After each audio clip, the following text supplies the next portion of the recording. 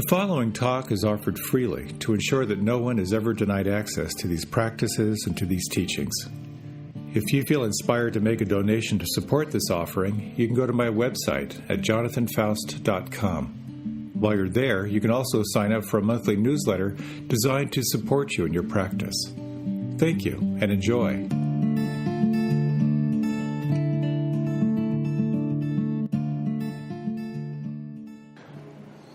There's an interesting piece on NPR, and I want to thank Charlie for letting me know of this, about the development of the pain scale in medicine.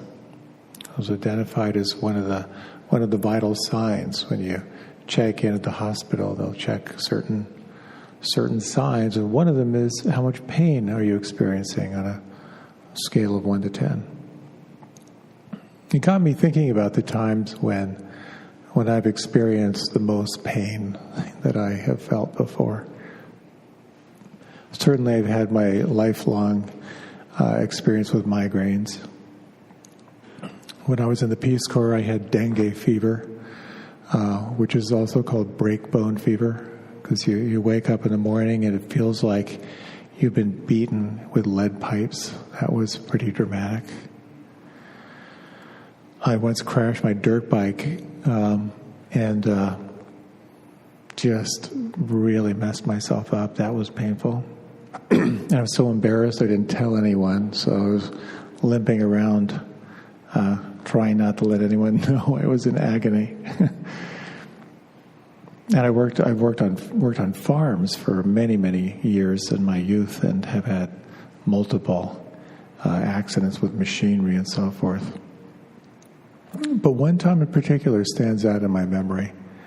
I was about 8 or 9 years old, and with my younger brother, we were kind of having a butt kicking contest, wrestling like young guys do. And at some point, I kind of thought the contest was over, and I was bending over to pick something up, maybe like a Mad magazine or something like that, and didn't realize I had created the perfect target for my younger brother.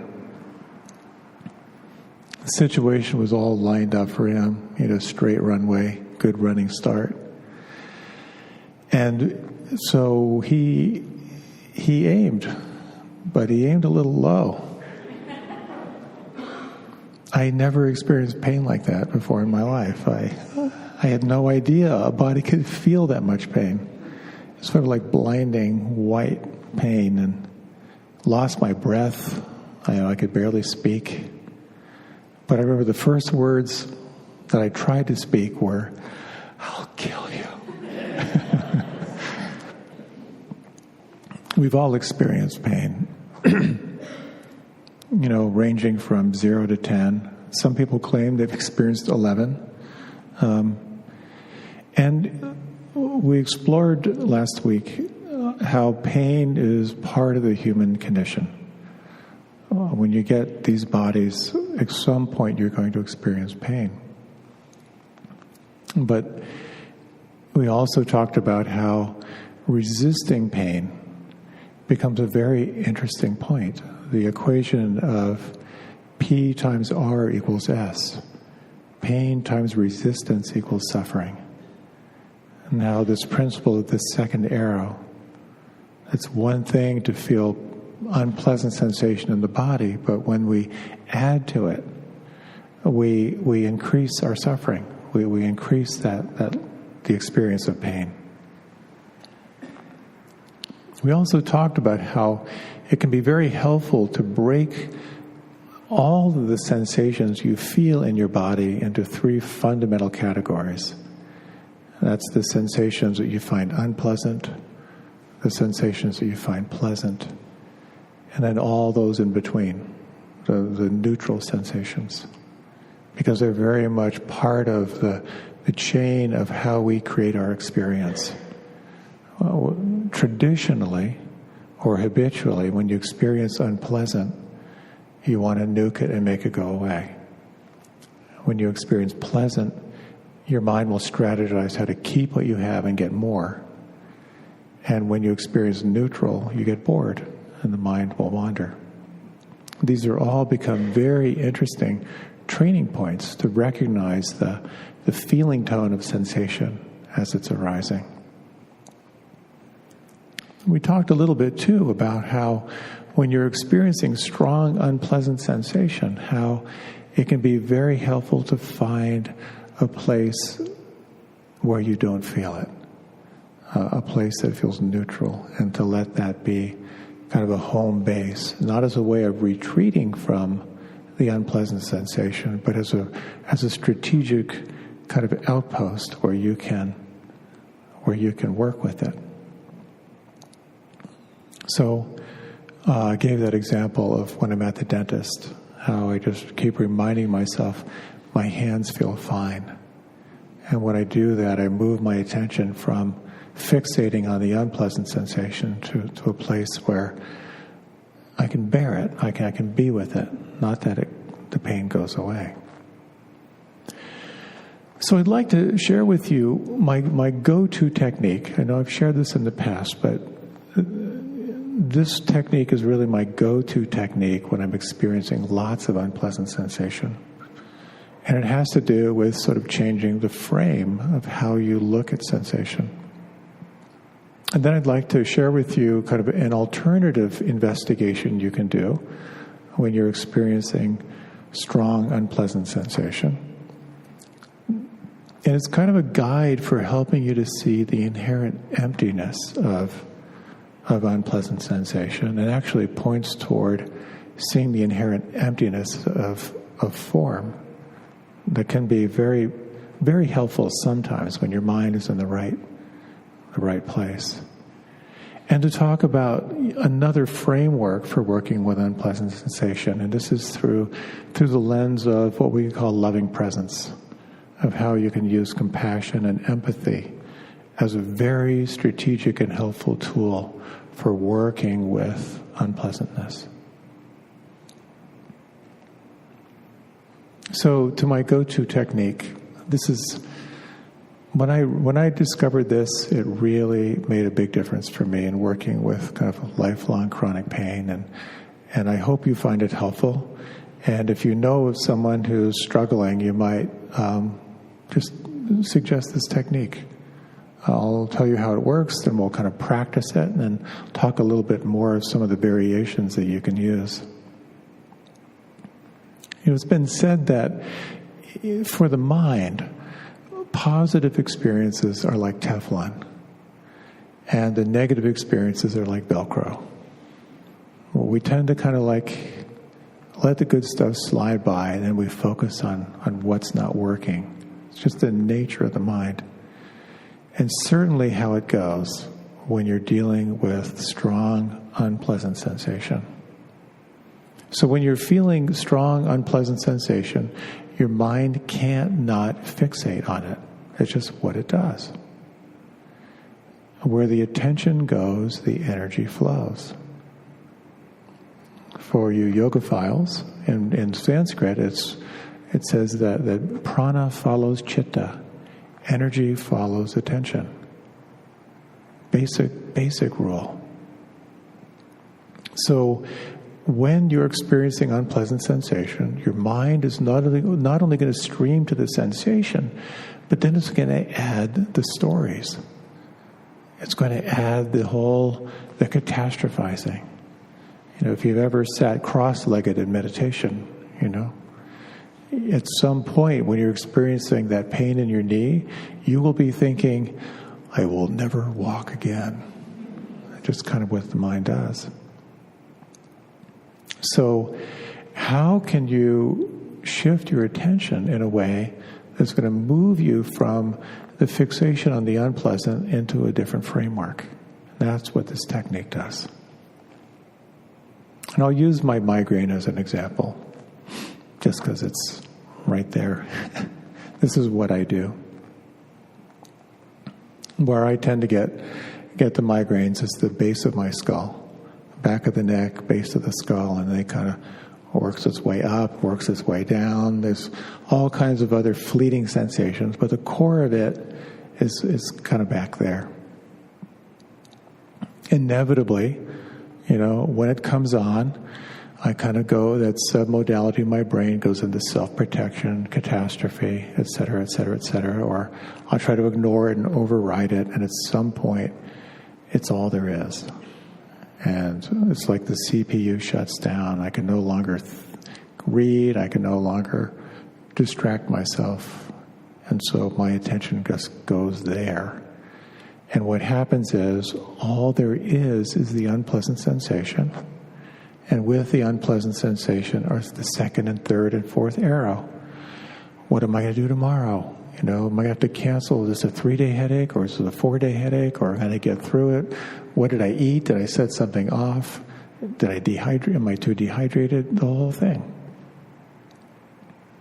So I asked the question, where don't I feel this? And then I'll kind of scan through my body, and I've done this technique countless times. And every time there's this little aha, where I'll realize that 94% of my body feels fine. 6% is just flipping out. But just that recognition opens up the space a little bit. Now, what you do in this technique is you identify 2 fundamental zones. There's zone 1 is the unpleasant sensation. That's where the grip and the throb and all that stuff is. Zone 2 is the neutral and the pleasant sensation. Now, naturally, the mind creates its own anchor, zone 1. So you just keep going back to the pain. In this technique, what you do is you train your attention to stay in zone 2. So you're going to let your awareness flow freely through zone 2. And what you do is you notice where the mind goes, kind of like a little butterfly, notice where it lands, and then name the location and the feeling.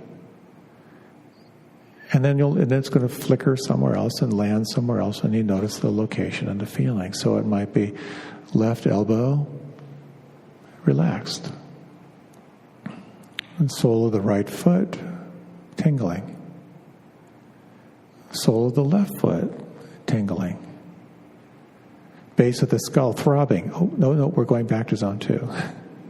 So your attention is going to want to go back to zone 1, but you're training it to stay in zone 2. A couple things might happen. At least this is what happens for me, and then we're going to try this on. Quite often there will be a little feeling of, I can bear this. I can actually tolerate this experience of extreme pain. If I stay with this, I can handle it. That's a wonderful feeling, because otherwise I'm kind of in trauma mode. I'm feeling fear and I'm feeling kind of helpless. What I've noticed is quite often that once I've made that distinction between zone 1 and zone 2, the barrier between zone 1 and zone 2 will begin to soften. It'll begin to bleed, or it'll get a little bit amorphous, and I'll notice like what looks solid in zone 1, the unpleasant starts to melt a little bit. So there's some kind of a shift, some kind of a felt shift, and that can be very interesting. And sometimes what I'll notice is that I'll experience enough presence in my body where I can do the same technique and go into zone 1. So it might be the right side of my cranium, white pulsing light. The axis vertebra, pulsating red light. And so it actually gives me the presence to kind of go into zone 1 a little bit. But I don't push myself to do that. So why don't we just try this for a few minutes? Now, if you are not feeling any strong, unpleasant sensation, we did bring a ball peen hammer, and we can come by and give you some. But alternatively, the way to kind of work this is to just select some part of your body where you feel the most predominant sensation, somewhere that feels strongest. And you'll label that as zone 1. And we'll just do this for a few minutes. So if you like, you can close your eyes and just take a moment to unlock your breath. Let your breath be easy and free-flowing. And when you sense through the whole body, just take a few moments to sense if you can identify. Can you identify anything on the inside that feels unpleasant? That you might label unpleasant, or in this case, most predominant. And is there anything going on inside that falls into the category of pleasant, actually enjoyable? And can you sense anything inside that you would call neutral? It's neither pleasant nor unpleasant. And if you would now, as you identify zone 2, which is the neutral and the pleasant sensations, for the next, let's say the next minute or two, let your attention just move around the body, name the location and the quality of feeling. And if your mind goes back to zone 1, just guide it like you would in meditation back to zone 2.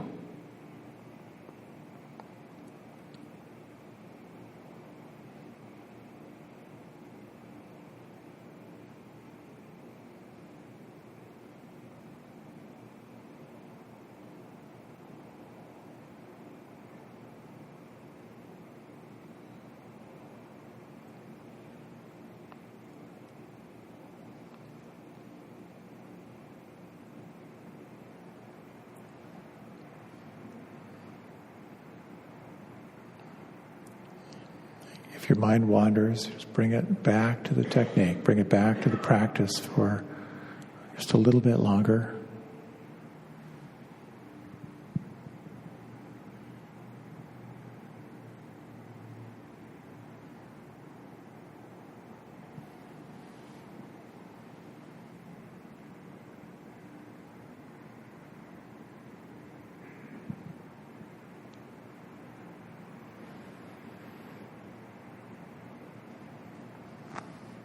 Now, this is very subtle, but can you just sense the barrier between zone 1 and zone 2? Has it shifted in any way?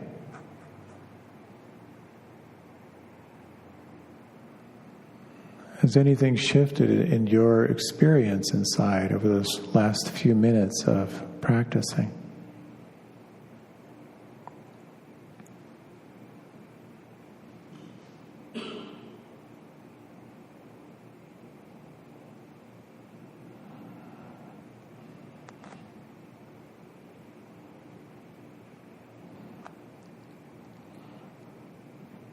If you like now, you can deepen your breath.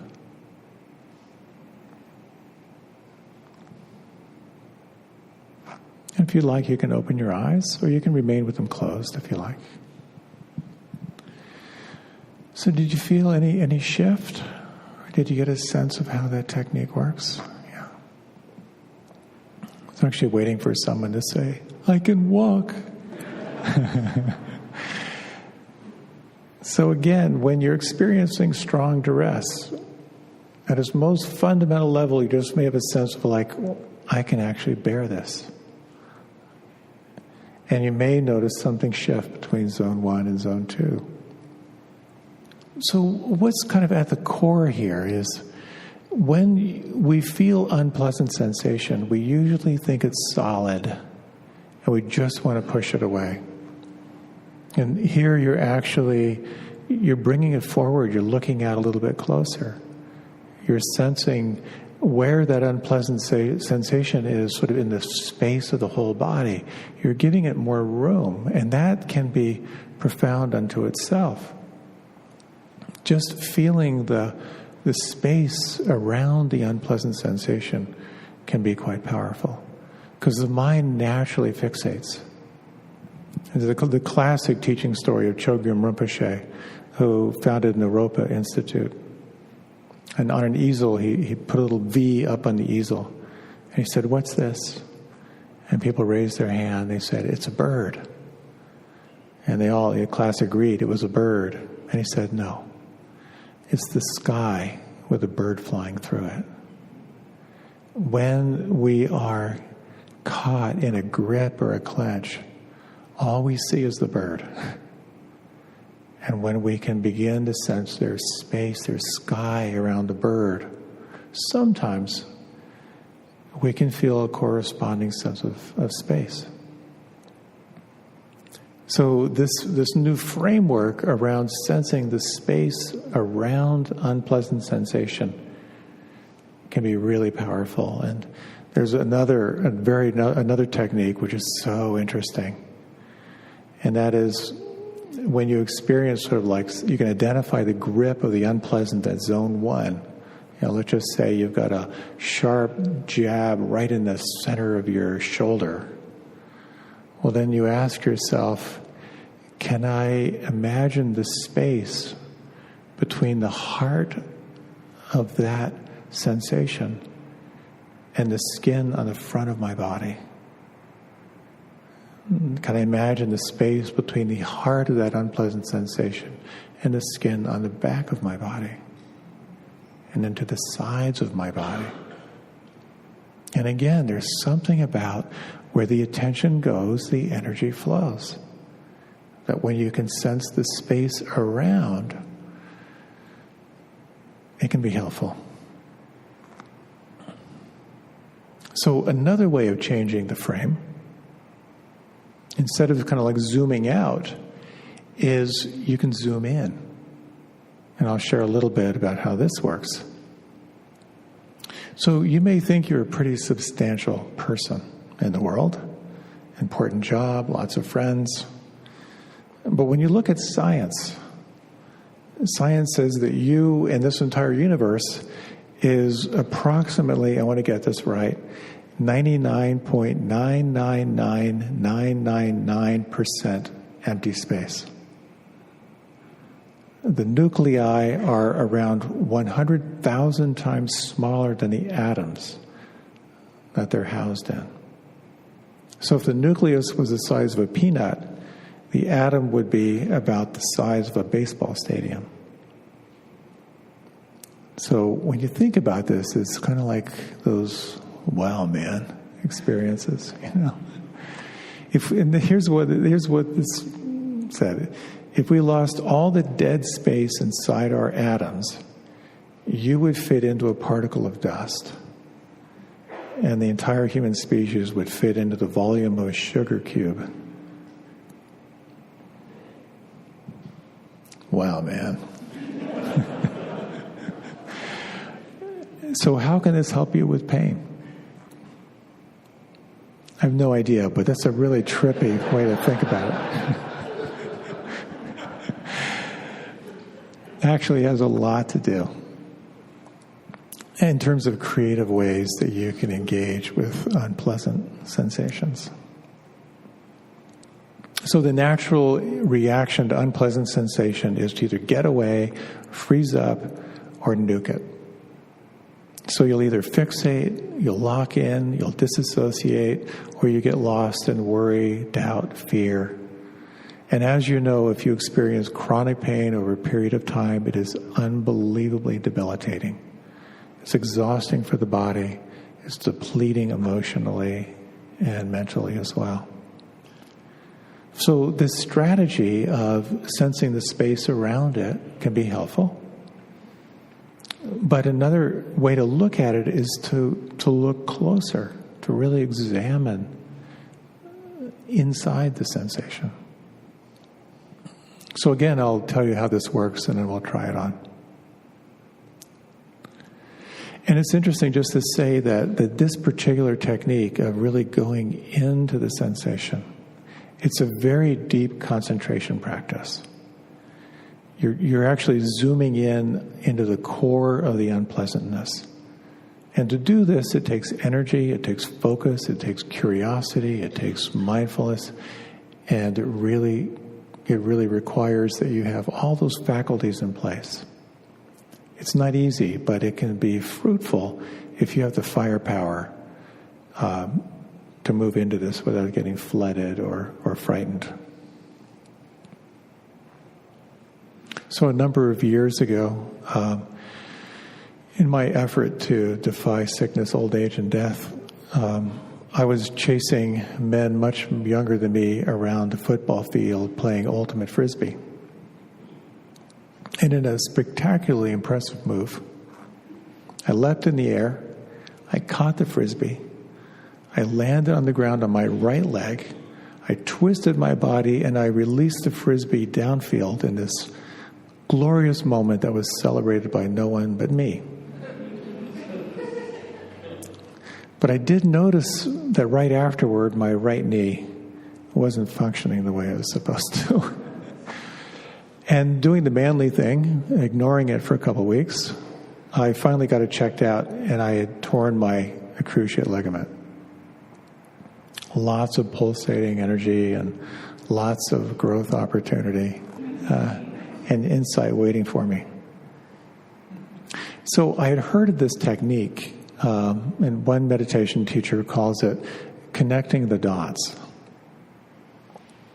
And how it works is, rather than kind of zooming out, you zoom in to where you feel the sensation.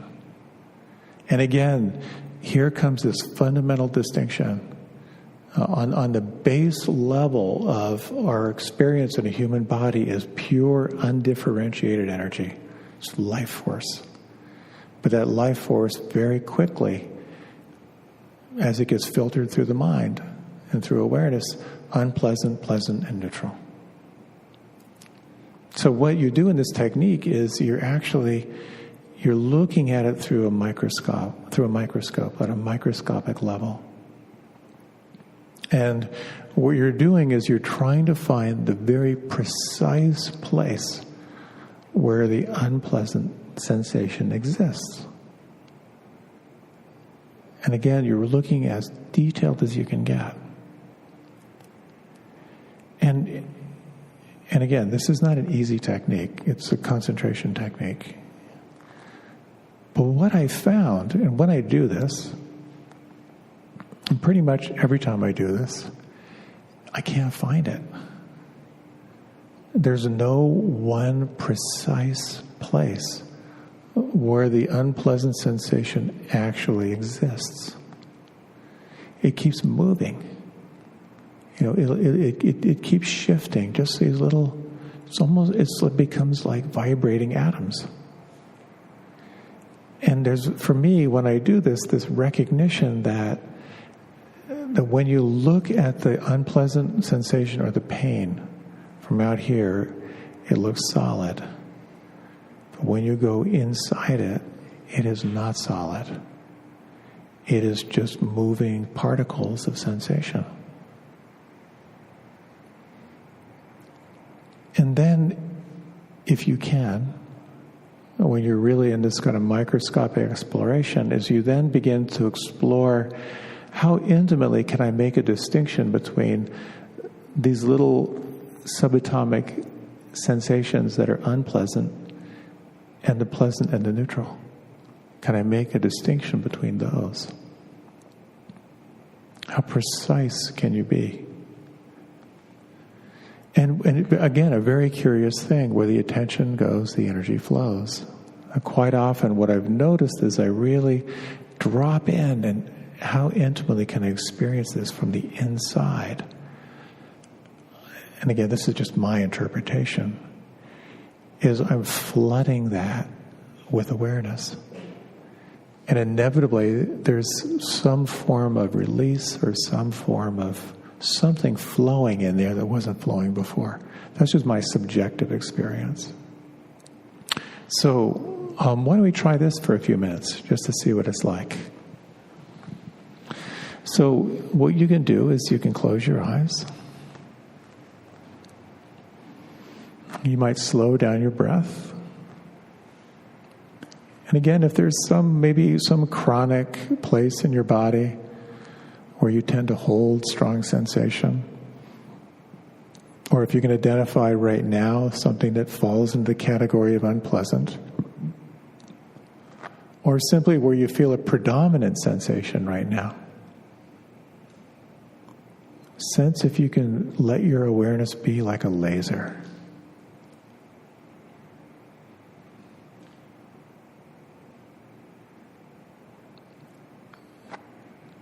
How intimately can you locate the precise place where the unpleasant resides inside? We'll take a minute or so.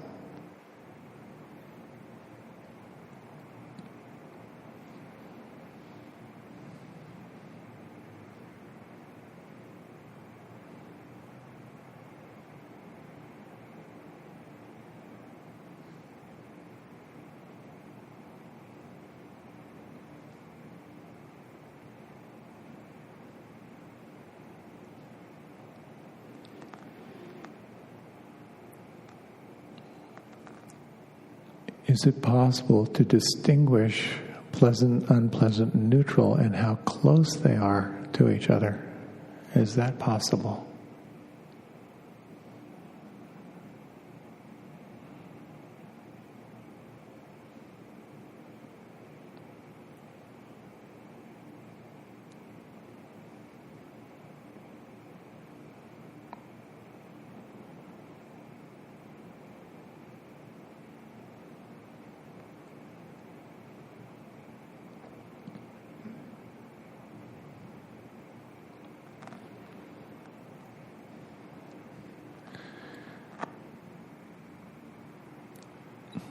And you might now release the technique and let your attention be a little more generalized. And when you just revisit, is there any subtle shift? Anything you may have felt that may have moved in some way?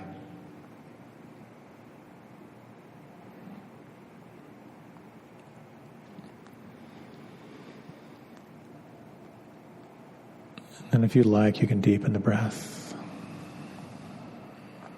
And you can open your eyes, or feel free to remain with them closed. So that was just for a few minutes, but you may have, did you have a sense of sort of like the little subatomic particles of sensation happening right there? When you really zoom in and zero in on your experience, you may see that what looks like an unpleasant constellation of sensation is actually, it's got a lot of activity inside of it. It's not solid. You know, it looks solid, but then you can sort of sense it's actually sort of gaseous when you really get into it. But you'll also see here, as you examine anything that has to do with form, that it's imbued with the three characteristics of reality. The first being impermanence. It's changing. Everything's changing. The second is you see your relationship to what's changing. You know, that if you resist, you'll suffer. If you let it be, you won't.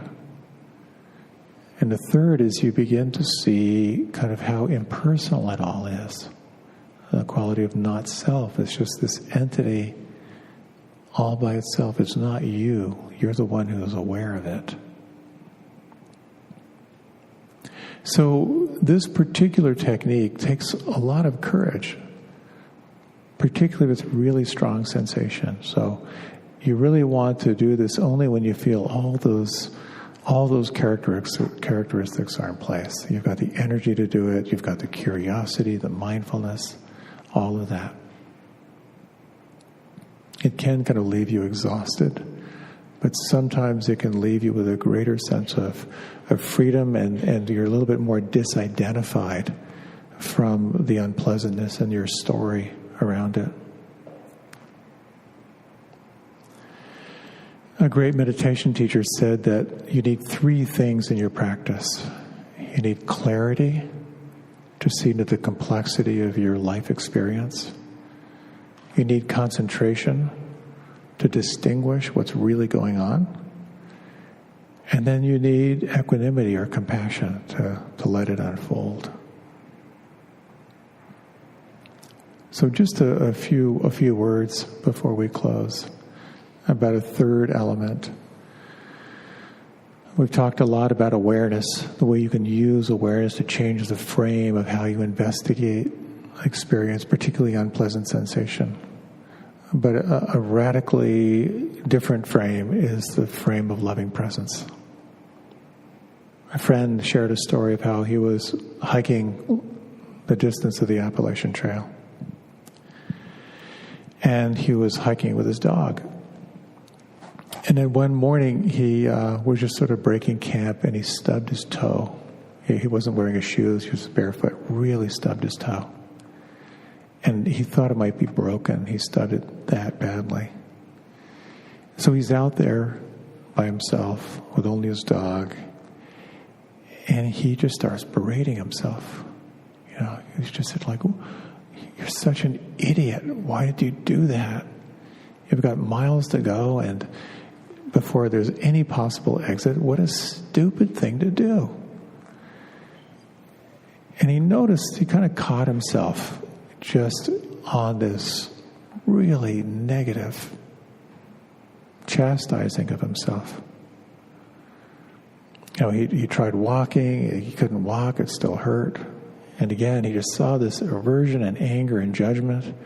And then he thought, wait a minute, what if this happened to my dog? Would I be treating my dog the way I'm treating myself? And then he thought, let me just try an experiment.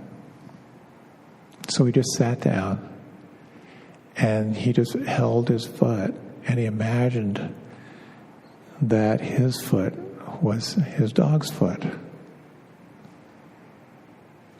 Very different experience. Of all the ways of working with pain and unpleasant sensation, this compassion tool can be incredibly powerful and incredibly direct. It's so hard to be compassionate toward ourselves. It's so trained out of us. You know, we have these fundamental beliefs about ourselves that ultimately we're not lovable, we're not worthy, or a belief that if I'm easy on myself, I'll get soft. You know, there's core stuff in there. And we forget that this practice is made up of two wings.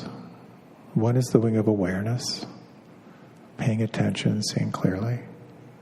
And the second wing is this wing of compassion, of calling on loving presence. So I thought we might close with a little meditation on this. So if you like, you can close your eyes. And you might think of a time when you have experienced some pain, and we'll, for this purpose, we'll keep it in the realm of physical pain. A recent time when you were just struggling physically. And you might recall the attitude you may have had in your mind toward yourself, some form of aversion or judgment or blame. And if you'd like, just take a few moments and think of someone or something to whom your attention and affection flows easily. It might be a pet, or a friend, or a family member.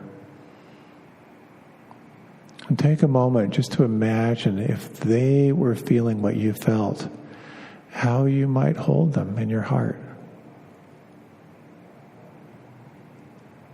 And for the next few minutes, just sense, could you hold yourself in that same way?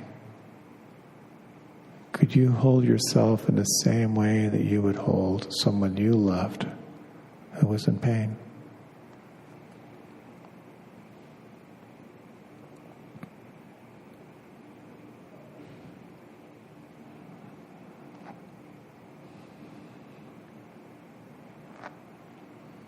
And as you breathe and as you feel, just notice anything that might shift or move on the inside.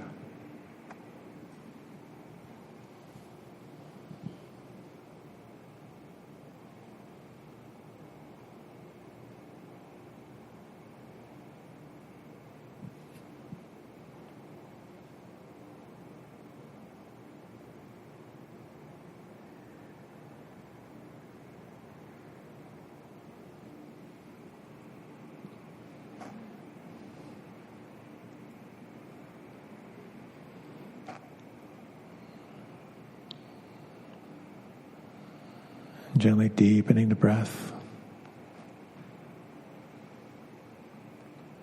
As you're ready, you can let the eyes open or remain with them closed.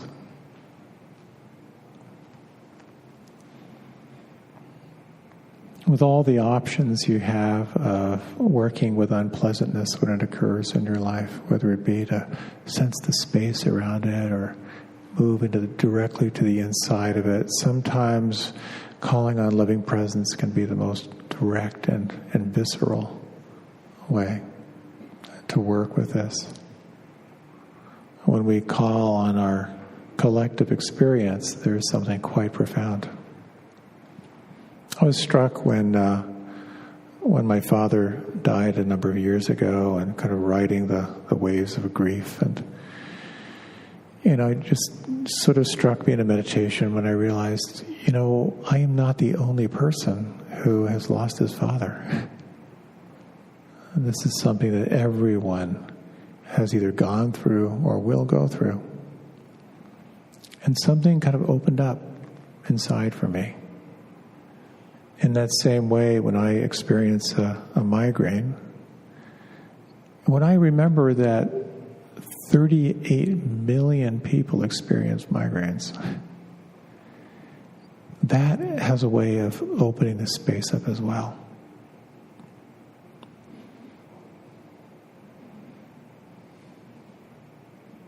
And that recognition that other people feel this too becomes a very, very powerful practice.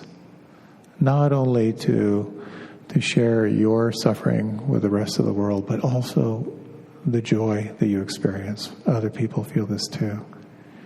It points toward something that holds all of us. Something that holds all of us here as well is the experience of cookies and tea. I believe I saw the cart go by. So thank you for your time and attention. May you experience a pain-free evening. If you don't remember these techniques, maybe they'll help. Thank you so much. Enjoy your night.